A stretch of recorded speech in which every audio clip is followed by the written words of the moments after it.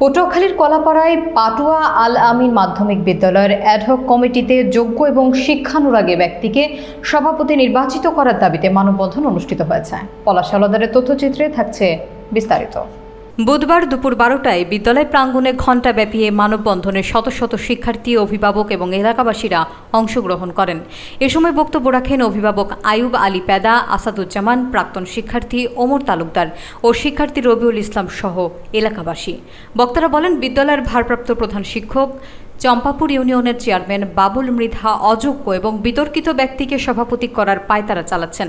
তাই সৎ, যোগ্য এবং নিষ্ঠাবান ব্যক্তিকে বিদ্যালয়ের সভাপতি নির্বাচন করা না হলে বৃহত্তর আন্দোলন, কঠোর কর্মসূচি গ্রহণ করা হবে।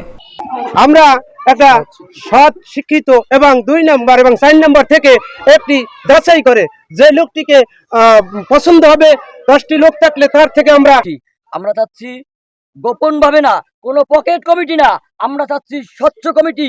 আমাদের সকলের সামনে এলাকাবাসীর সমন্বয়ে যেই ব্যক্তিকে আমরা সিলেক্ট করবো ওই ব্যক্তিকে যেন সভাপতি করে। এখানে শিক্ষক থাকার কথা সর্বনিম্ন 13 থেকে 14 জন, সেখানে মাত্র 5 থেকে 6 জন শিক্ষক আছে।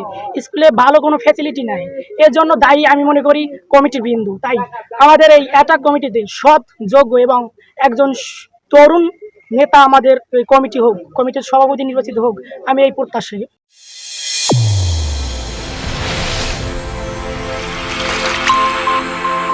চ্যানেল A1 হৃদয়ের স্পন্দন।